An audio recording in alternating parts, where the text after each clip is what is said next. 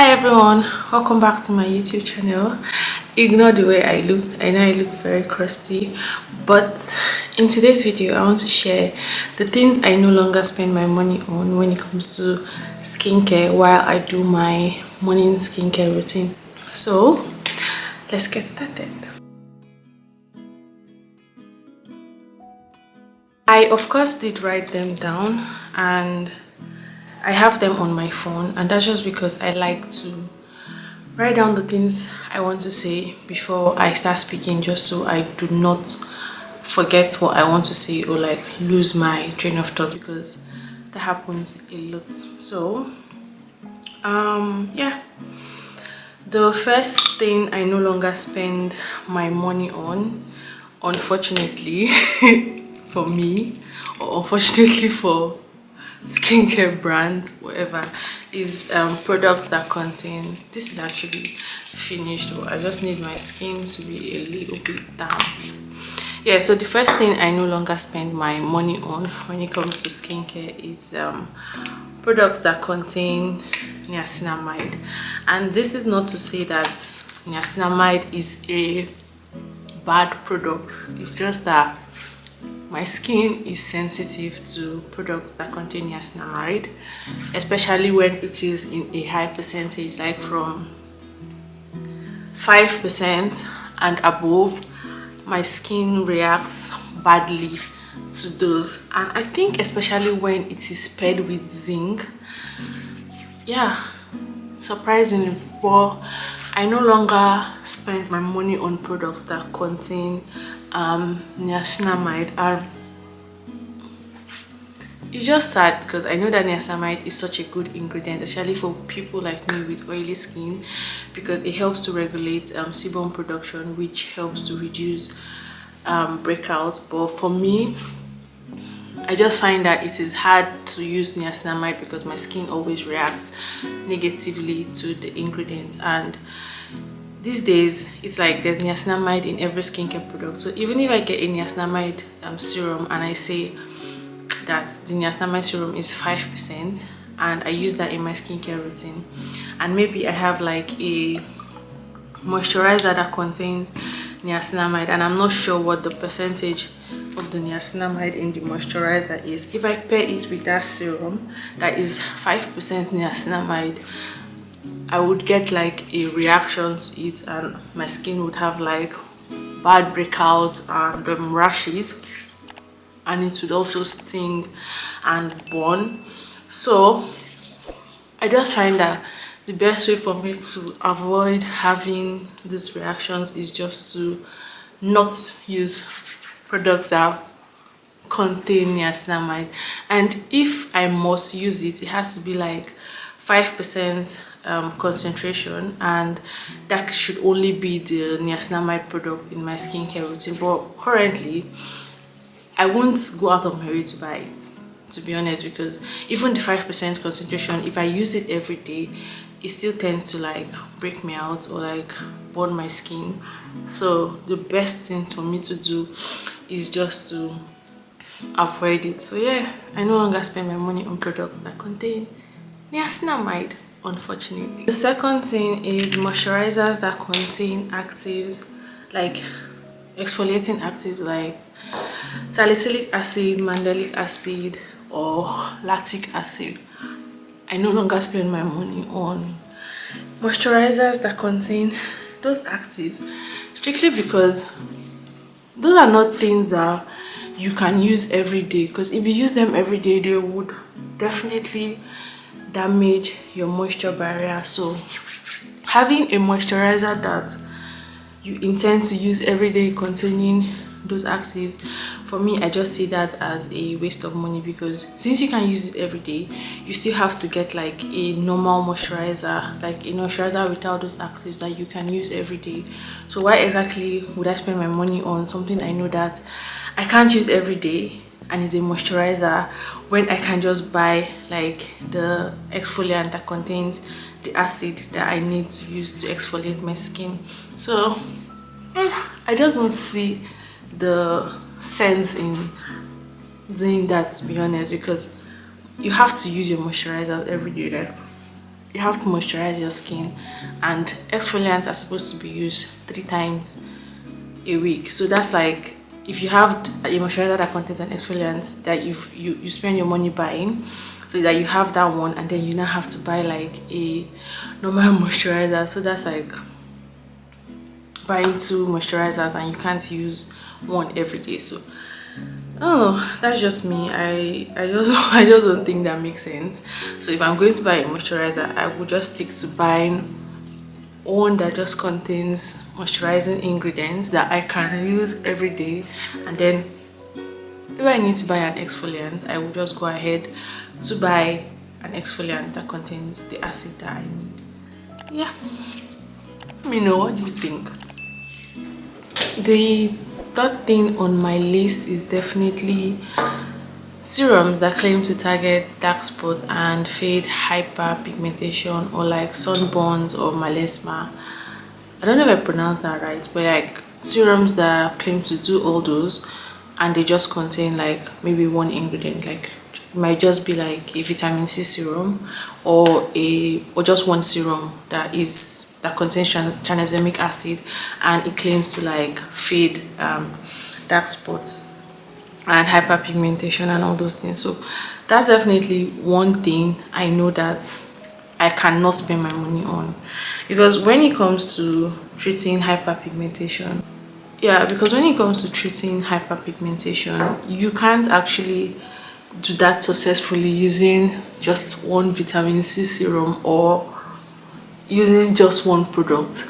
Half the time you need a cocktail of a lot of ingredients that fade dark spots. You actually probably need a routine that has like exfoliants like mandelic acid, or like retinols, and also a cocktail of a serum that has a cocktail of ingredients like kojic acid, vitamin C, azelaic acid, lactic acid in one, to help fade dark spots. But like going to say you want to buy a vitamin C serum or just one bottle of tranexamic acid serum that you actually not going to pair with any other thing to fade your dark spots, to me I just feel like that's a waste of money, because it's not going to work. Even it might work, but it's not going to get you to the point where you want. Especially even if you use it with sunscreen, I don't even think it's going to get you to that point, because when you want to treat things like dark spots or hyperpigmentation, you need like a cocktail of serum. You need a lot of things. You need a routine that just focuses on fading hyperpigmentation. And if you're going to buy one serum with tranexamic acid, one serum with vitamin C, one serum with azelaic acid, that's spending a lot of money, when you can actually just look for a serum that has these 3 ingredients in one, and then you just add that to your routine to help you target these dark spots or hyperpigmentation. So for me, I just don't see the benefit in buying one serum and just using it to like fade my dark spots. I just like having vitamin C in my morning routine, because it pairs well with like sunscreen to help protect my skin from environmental aggressors. But in terms of like fading dark spots, I like to have like an ingredient, like a serum, a product that contains cocktail of ingredients, instead of buying different serums with different ingredients just to target the dark spot. The next thing I no longer spend my money on is hyaluronic acid serums, like all those 30 ml hyaluronic acid serums. I used to buy those things a lot, but I no longer buy them, and I don't see the value in buying a 30 ml hyaluronic acid serum anymore. And that's just because there are a lot of really good hydrating toners that contain hyaluronic acid serums that you can actually spend your money on, and it would last for a very long time than always buying a 30 ml hyaluronic acid serum that will probably last for like 2 months, because you use this morning and night in your skincare routine to hydrate your skin, and then it finishes so quick and you have to buy another 30 ml hyaluronic acid serum, when you can actually just buy a toner of this size, 400 ml. I can't remember how much I got this, but I got this on Stylevana. I would put the price on the screen.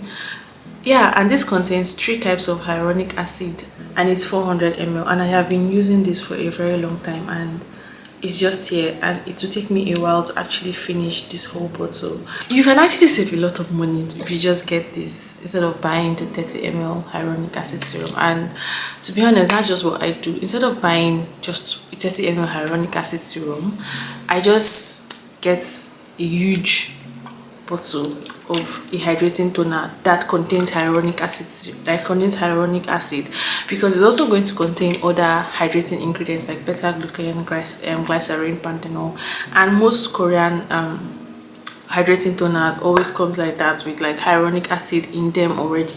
So I don't see the value or the point in spending my money buying a 30 ml hyaluronic acid serum when I can just buy a hydrating toner that would last me longer and save me coins. You're welcome. The next thing on my list that I no longer spend money on, to be honest, is products that expire in 3 months. Like products that their expiry dates, like period after opening, is 3 months. Because for me, I would say that makes sense, because I get a lot of products and I'm always opening new products and I'm always trying new products, and it just doesn't make sense for me to open a product and not finish it and then it expires like in 3 months time. Like that's too short for me to, if I have like a vitamin C serum that expires in 3 months and I have 3 of it open and 3 of them both expire in 3 months, that's just a waste of money. I know like I'm supposed to just open one, but there are times when I get sent this product by brands and then I have to like make a review of them, and then I use it once and I actually really like them, so I'm like, but I have others opened, so I have to like use them alternatively, so it ends up expiring before I can even use it till the bottle is finished. The one that annoys me the most is not even vitamin C serum, is like retinol serums that has expiry dates of like 3 months. Why this annoys me is because retinol serums, when you get them, you're not actually, like if it's your first time using a retinol serum, you won't actually start using it every day in the first month. In the first month, you can like start using it once a week, especially if it's your first time, once a week, and then the second month you move to like maybe 2 times a week and see how your skin reacts, and then the third month you can try to use it 3 times a week before you now increase, if your skin can tolerate it, to 5 times a week. So let's say you use once a week in the first month, second month you use 2 times a week, and third month is already expiring, and you don't even know if your skin has like gotten used to this serum, or if your skin can now tolerate like retinol serums and it has already expired. It just doesn't make sense for me to buy products that their POA is set to 3 months, because yeah, they just expire too soon. They expire too soon before I can make like a, let's say, before I can actually decide if there are products that I actually want to use, or if there are products that I want to repurchase, because 3 months is just too short for me to finish using a product. And let's be honest, it's not every day that you actually have the strength to do 5-6 steps routine. There are days when you're going to skip your routine or just cut it short to cleanse, moisturize, sunscreen. So if you have a serum that expires in 3 months and you actually don't use it as often as possible, then it expires without you actually using it, and then you're just wasting money. So yeah, I no longer purchase serums that POA is set to 3 months. Yeah, because it's just not enough time for me to use a product, and I'm not going to waste money. I'm sorry. I can't. And then the last thing on my list that I'm no longer spending money on is definitely cleansers, like everyday normal cleansers, and mask, like wash off masks that are expensive, like all those expensive cleansers or wash off masks. Yes, expensive is very, very relative, but let's see, what can I call an expensive cleanser? So I would say for me, any cleanser that costs more than €5 is expensive, to be honest, because most of the cleansers that I like that I keep repurchasing are actually, let's say 10 euros, are between 5 to 10 euros. Yeah, most of the cleansers that I always recommend are between 5 to 10 euros. If a cleanser is 20 euros, I'm not going to buy it. Nah. I'm actually not going to buy it. Even though it contains an active ingredient like salicylic acid, like it's an active cleanser, I'm still not going to buy it because I don't see the benefits in buying a cleanser that is just going to be on my face for 60 seconds for that price. Anything 20 euros and above, to be honest. Or a mask. I still feel like I might like just understand why a mask could be expensive and maybe still buy it, but for cleansers, definitely no. I am never actually going to I'm never going to buy a cleanser, an expensive cleanser that I'm going to use to wash my face for 60 seconds, rinse off for 40 euros or 20 euros. I just don't see the point. Like, you can get a cleanser for 10 euros and less that will do a good job in cleansing your skin. I just don't see the point in buying an expensive cleanser. Like, no. It's different when it comes to like cleansing oils or cleansing balms, because those ones actually do the job of taking off your makeup.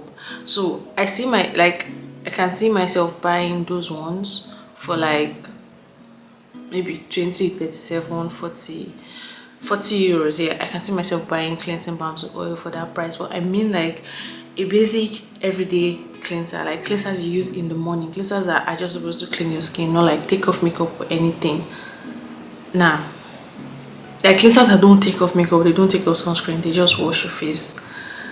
Like, nah. I'm not doing that. Definitely not. Yeah. So that is everything I would say that in skincare I no longer spend my money on. Please let me know in the comment section if you agree or disagree with the things I've said, or if there's any product that I have mentioned that you still go ahead to like spend your money on. I feel like the exception here would definitely be niacinamide. By all means, if niacinamide works for you, if your skin doesn't react negatively to niacinamide, by all means go ahead and buy like your niacinamide serum.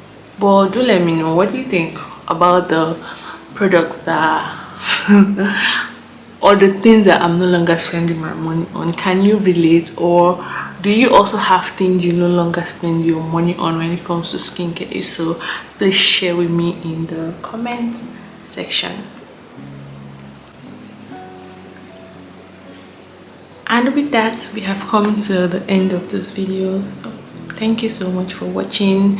If you did enjoy this video and if you did stay up to this point, please do not forget to subscribe and give me a thumbs up, and I'll see you in my next video. Bye.